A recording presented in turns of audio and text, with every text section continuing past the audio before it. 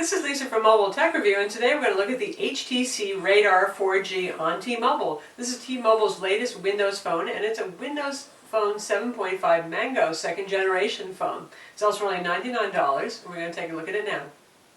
The HTC Radar is a pocketable phone. It's got a 3.8-inch display. Standard resolution for Windows phones is 800 by 40 pixels, no matter how big or how small they are, so that's what you've got right here.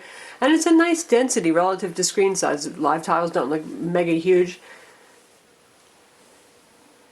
yet photos and little pictures on your tiles look nice and sharp and snazzy. We've got the standard 3 capacitive buttons here, again mandated by Windows Phone. They mandate a whole lot of stuff, including the kind of CPU that's used. So you have a second generation Qualcomm Snapdragon CPU with Adreno 205 graphics acceleration inside.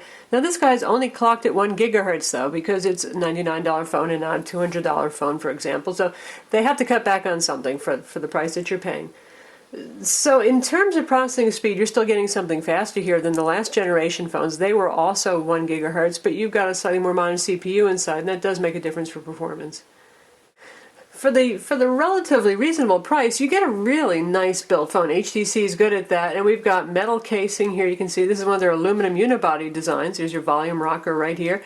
Dedicated camera button, again standard for Windows Phone. Even if the phone is asleep, you press and hold this button and it'll launch the camera, which is pretty good for capturing shots quickly. And on the back here we have metal unibody design. Plastic here for looks, contrast, and also for antenna. Up here, there's your power button. There's your 3.5mm headphone jack.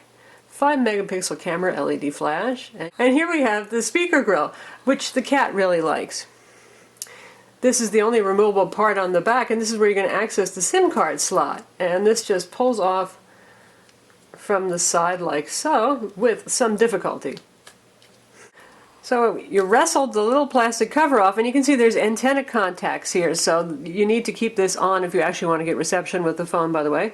But here's your SIM card slot, and really nothing else to see there. You cannot access the 1520 milliamp battery. It is sealed inside this unibody casing.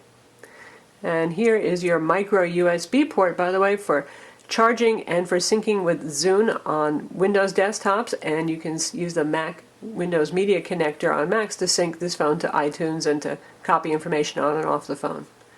You can also sync stuff up to the cloud, Windows Live, Facebook, Twitter, all that kind of stuff. But Windows Live is pretty handy for getting anything and everything on and off the phone using a cloud service.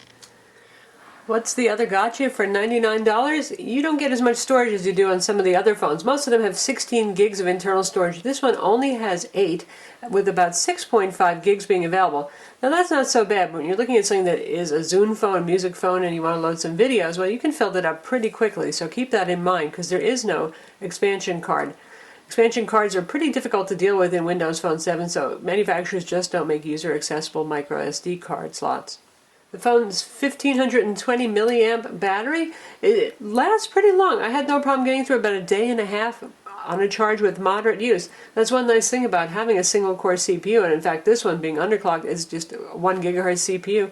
It really lasts a long time. It's kind of refreshing if you've been using a big powerful phone that really sucks battery power, or something with a first generation processor that was less power frugal. The screen on this is one of HTC's Super LCD displays, and it has very good viewing angles, and it's nice and bright and sharp. Right now we're actually just set at medium brightness, and it's looking pretty good. Helps that as a white background. This is the so-called HTC theme, which is just a white background with the green tiles, but you can change it to the usual, more common black background and change the tiles to suit yourself. It's not quite as nice looking as the Super AMOLED in terms of color vividness on the Samsung Focus Flash. This is AT&T's more affordable Windows Phone, and this is $49 with a contract right now, and has a 1.4 gigahertz processor, also a 5 megapixel camera. But the HTC actually takes a little bit better pictures than the Samsung. But in terms of viewing angles, you can see they're both fairly good. And the colors are not bad at all in the HTC. I like them quite well. And they tend to be a little bit more accurate, a little warmer than Super AMOLED we see on the Samsung Focus Flash. Now we compare it to its big cousin here on AT&T. This is the HTC Titan. This is one of AT&T's high-end Windows phones. We wish that T-Mobile would offer a high-end alternative too, for those of you who have more money to spend and like to get the best possible specs. But obviously the Titan earns its name by having a 4.7-inch display, so it's lots bigger than the much more pocketable HTC Radar 4G. Similar design aesthetic with the metal backs and the plastic caps at the bottom. Both good looking phones. And lastly, let's do a little comparison here. Now this is kind of funny, isn't it? Little brother, big brother. This is the HTC Flyer 7-inch Android tablet up top here, and this is the Radar at the bottom. So you can see really a carry-through of HTC's design aesthetic. The HTC Amaze also looks fairly similar to this. The second generation high-end Windows phones have 8 megapixel cameras. This one only has a 5 megapixel camera, but it does have an f2.2 lens, which is pretty fast, and the illuminated backlit sensor, which means it's reasonably good at low-light shots. We're going to test out the camera now using our guest reviewer here, the cat. And you can see what settings are available here. There's quite a few. You've got auto type scene effects, portrait, landscape, sports, beach, so on. Panorama shots, burst shots, various picture effects, white balance, contrast, saturation, sharpness. So there's a lot of stuff here. And you can control the flash on screen as well. And focusing speeds are pretty good. Not super duper fast like we see on the HTC Titan, which is available on AT&T for twice the money, but that's not too bad. And if you want to switch to video mode, this goes up to 720p video recording. You can't go higher because it's not a dual-core CPU. This is a single-core CPU. That's what Windows phones use right now, but it can do 720p just fine.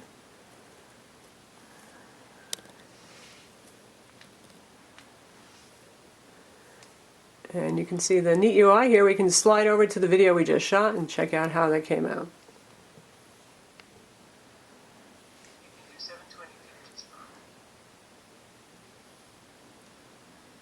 Pretty smooth. It's not bad looking at all. So good for a relatively speaking budget device. Since this is a Windows phone, you obviously get good Microsoft Exchange support, including push email support. There's an Office suite on here for Word, Excel, and PowerPoint. It doesn't have all the features of the desktop version. Mobile ones just can't and don't, but it's certainly very usable. And we've got some bundled applications from T-Mobile here. We've got their T-Mobile TV that we'll check out in a minute. And we have Netflix pre-installed. This is a T-Mobile custom version, which actually has been giving me some problems. So I tried downloading the generic version from windowsphone.com, and that actually worked better.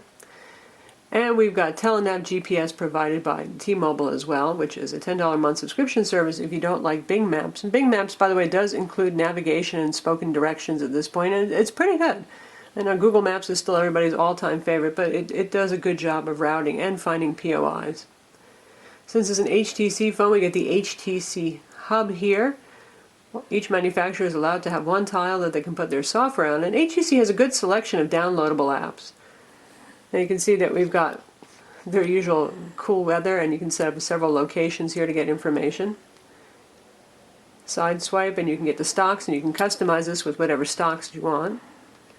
News feeds here for, you got it, the news. And then we've got a list of their featured applications. So we've got HTC Watch for movie streaming, rentals, and downloads. Tango for video calls using the front video chat camera. Their photo enhancer has a couple of fun and goofy effects on it, but also does a good job of fixing the occasional color cast and overexposure that we see in outdoor shots with this camera. Connected Media Player is their version of DLNA, and it works reasonably well. The user interface, unlike most Windows Phone apps, is a little not as intuitive as I would like, but once you figure out what it's doing, it works, and that's what counts.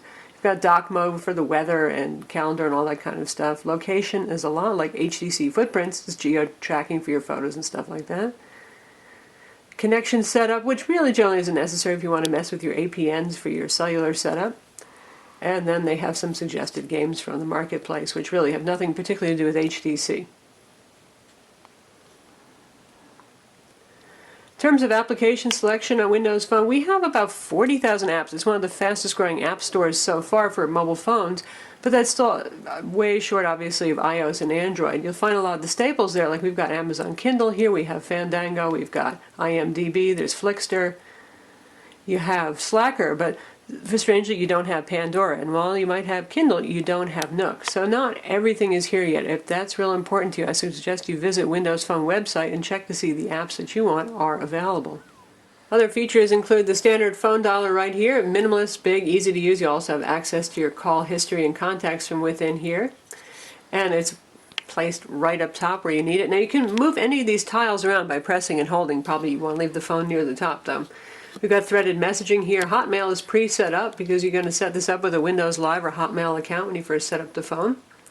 Xbox Live Gaming, which you've looked at Windows phones before, you've probably seen, is pretty good gaming. IE9 mobile's on board. No Adobe Flash though. It does HTML5 support, and you get mobile YouTube, which is fairly high quality these days. Got a photo viewer right here, a Zune music and video player. We'll take a look at that in a bit. And those are your standard built-in Windows apps. You've got an alarm clock, a calculator, calendar, very nice PIM applications. Microsoft does know how to make those. Some online help and how-to stuff. And you can set up email accounts of your choice, not just Exchange and Hotmail. You can actually use Gmail. You can sync Gmail to your Google Calendar and to your contacts as well. And you can do POP3 and IMAP email too. And the People application is a pretty neat hub that gives you access to all your social media stuff, your Twitter and your Facebook stuff right there. Pretty easy to get to. You can tap on that and click on links, visit websites, see photos, all that kind of thing. And then you've got your contacts there. Now we'll take a look at the Zune music and video player. If you have a Zune Pass, you can actually get subscription music, all you can eat, for $15 a month, and you get 10 MP3 DRM free tracks with that too. But you don't have to subscribe to Zune to use this phone. And you can just burn your own discs or sideload your own media using the Zune desktop as well. But it's a really nice interface here, and you can see, it shows me what I've been playing recently. New stuff that I've downloaded and put on the phone. And we've got suggestion for some apps and stuff like that too. So if we take a look at the music interface, again, this is similar to the contacts. You've got alphabetical separation and a listing of stuff you've got here, and there's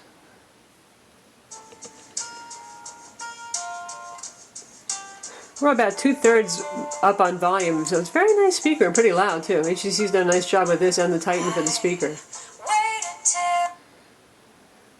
And if you want to change tracks, you just swipe. And we've also got Xbox Live Gaming, which is pretty cool. Nice selection of titles here and very high quality. Really, the hardware is up to the task, though. It's a little tempting to want to go for one of those 1.4 gigahertz or 1.5 gigahertz Windows phones. These play fine. So we'll check out Assassin's Creed here.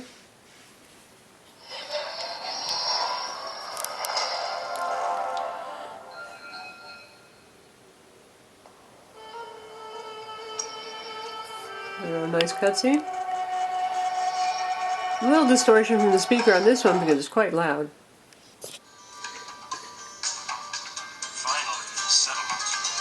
A good opportunity to stretch out. Aleph is just ahead. Those are pretty good graphics. You don't need a dual-core CPU to do this, apparently. Which is what Microsoft says.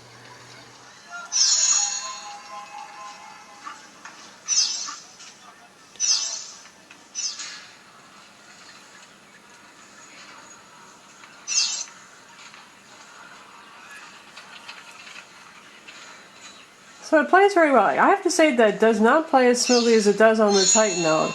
The extra processing speed does help, but it's a very playable game nonetheless. And the graphics are certainly impressive.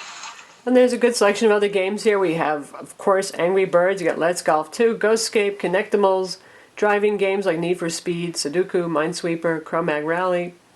There's definitely enough to keep you busy here if you're a gamer. It's pretty fun. Now for multimedia, you can stream any HTML5 video, and that means mobile YouTube video, that kind of thing. And we have T-Mobile TV here as well, which is powered by Mobi TV, and it's pretty much available on all of T-Mobile's phones these days. It costs $10 a month, and you get streaming and on-demand TV shows. So we'll just pick something in the front here. And you can choose from full episodes and various other shorts. So I'll just pick a full episode from E! Entertainment. And this is over T-Mobile's network. That's pretty good quality. And it buffered up pretty fast too.